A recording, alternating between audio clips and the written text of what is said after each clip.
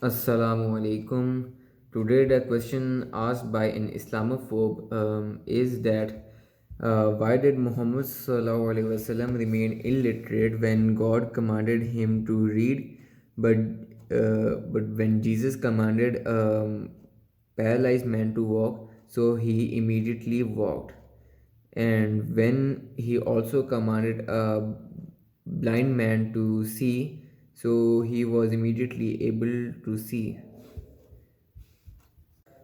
This shows what Jesus commanded, it really happened, but what Allah commanded, it didn't happen. The reason why Muhammad sallallahu alaihi wasallam remained illiterate is to show that Allah can do whatever He wills. So nothing is impossible for God. So if Muhammad sallallahu alaihi wasallam would become literate, so the Quraysh would accuse that he wrote this book Quran by himself. It would not. It wasn't revealed by Allah. So Muhammad sallallahu alaihi wasallam remained illiterate to show that this book Quran was revealed by Allah subhanahu wa ta'ala. The another reason is that the Quran contains a lot of scientific miracles like the expansion of universe mentioned in chapter number 51 and verse number 47.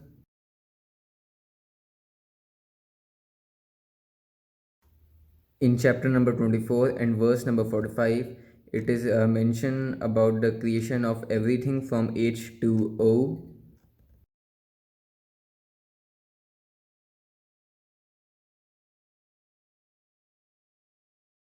In chapter number 96 and verse number 2, it also gives the description of the human embryo.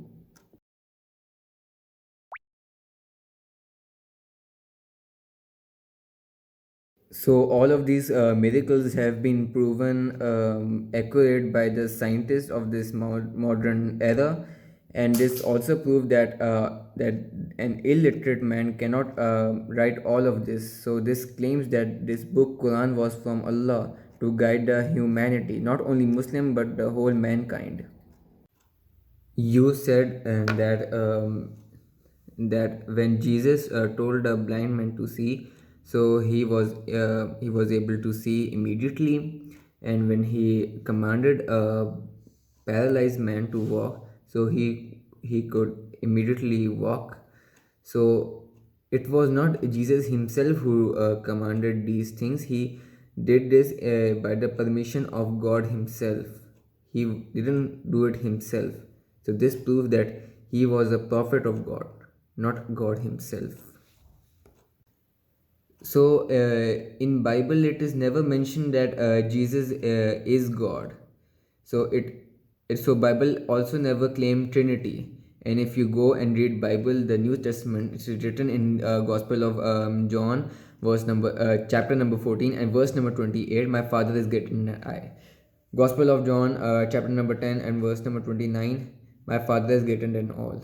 Gospel of Matthew, chapter number 28 and chapter number 12 and verse number 28. I cast out devil with the Spirit of God.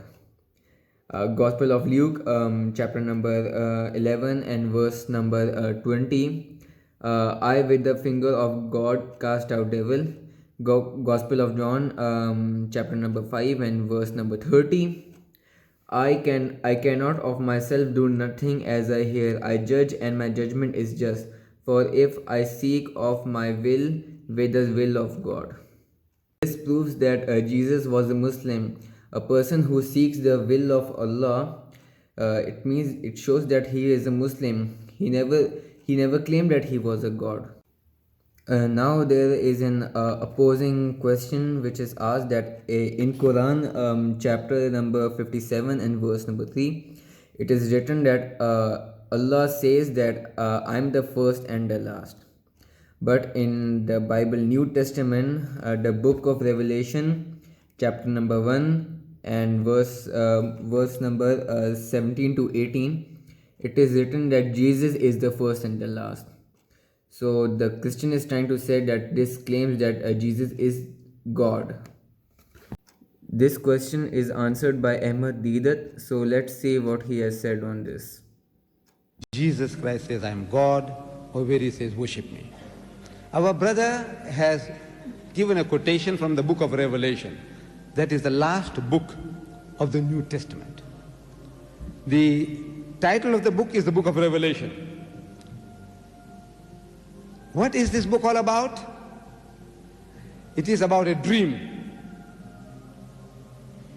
This was a dream. While Jesus walked this earth, according to the canonical Gospels, not one statement he made, I am Alpha and I am Omega. Nowhere. Matthew, Mark, Luke, John, Acts. Nowhere. This is the last book of the New Testament, which was a dream that John had, or whoever he was, he had a dream. And in that dream, if I read it to you, you know, about an animal having 7 horns and 7 horns with 7 eyes. And, you know, this is a man who is dreaming. Usually a man, when he eats too much, he has dreams like that. You see? This is the human mind. You see how it works? Look, the psychologist will tell you that the human mind is divided into different compartments. We have certain portions of our brain which deals with vision.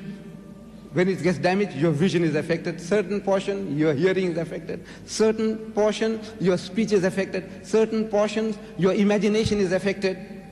These are different portions in the brain doing different functions, performing different functions. In our dreams, every portion is independent. While we are here, while we are consciously awake, there are things that we want to do and we want to say, but we are thinking, what will people think? This is human beings. We are thinking, say, what will this man think of me? I want to shout. I say, what will people say? This guy has gone hot under the collar. So you see, so many factors. The reasoning faculty is controlling your emotions, controlling every other function. But in your dream, my dream, anybody's dream, everybody's dream. In our dreams, our imagination runs riot. You know, there are things that you do in your dream which you'll never imagine doing it in your waking life. Your waking moments, you'll never do things. What you dream about, you know that. I don't know. I'm sure you all will confirm. This is what happens to me, to you, to everybody.